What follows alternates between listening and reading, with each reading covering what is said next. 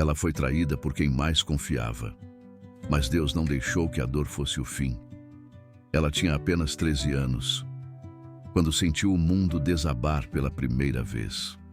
Sozinha, em um banco de igreja vazio, com as mãos trêmulas e o rosto escondido pelas lágrimas, ela chorava em silêncio. Ninguém suspeitava, ninguém imaginava. O homem que ela chamava de pai espiritual, o pastor que pregava sobre amor e salvação, foi quem quebrou sua inocência. Ela confiava nele, confiava cegamente, mas aquela confiança virou trauma, e o silêncio virou cárcere. O nome dela é Miriam, filha única, criada por uma mãe devota e um pai ausente. Encontrava na igreja um refúgio. Até aquele dia, a culpa, que não era dela, se enraizou fundo em sua alma, e como um eco que nunca cessava, repetia para si: foi minha culpa, eu devia ter dito não. Aos 15 anos, Miriam descobriu que estava grávida, de gêmeos. O medo e a vergonha se misturaram à esperança, uma esperança tênue, frágil, mas real. Ela sorriu ao sentir os primeiros movimentos. Pela primeira vez em anos, sorriu, mas o destino, cruel como só ele sabe ser, tirou-lhe os 2 anjos, antes mesmo de conhecê-los.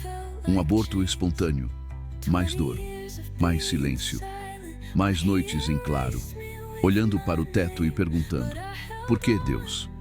Mas Deus tinha planos, que ela ainda não enxergava.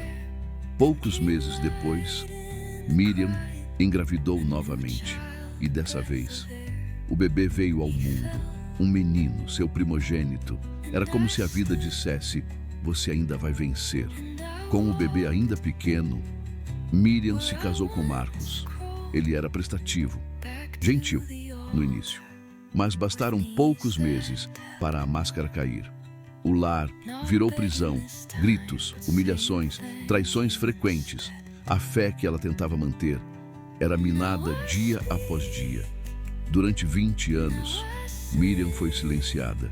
Sobreviveu ao lado de um homem abusivo, que fez questão de esmagar qualquer resquício de alegria que ousasse nascer dentro dela. Mas Deus não a havia esquecido. De um último ato de coragem, nasceu seu caçula. Hoje, com 9 anos, o menino que chegou no ápice do desespero, mas trouxe consigo uma luz. Ele sorri, como quem nunca sentiu dor, e abraça a mãe, como quem protege o que é sagrado. É a lembrança viva de que até nos desertos mais áridos, Deus ainda planta flores. Quando Marcos foi preso por violência e fraude, Miriam finalmente respirou, sozinha, reconstruindo os cacos. E no altar, onde um dia chorou escondida, ajoelhou-se novamente, dessa vez em paz. Hoje, aos 38 anos, Miriam é missionária, testemunha viva de que o tempo não apaga, mas Deus cura. Casada com Daniel, um empresário íntegro, que não lhe deu joias, nem promessas exageradas, deu-lhe respeito. E isso, para Miriam, é o maior presente. Ela sorri ao lado dos filhos, sorri com os olhos, e repete a frase que a sustentou: quando tudo parecia perdido, o que me fizeram não define quem eu sou. O que Deus fez a partir disso, sim. Às vezes, a dor não é o fim, é só o começo de uma história escrita pelas mãos de um Deus que não falha. Se essa história tocou você, compartilhe com alguém que ainda está por perto. Talvez ela também precise lembrar que o passado não é sentença, é solo fértil para recomeços.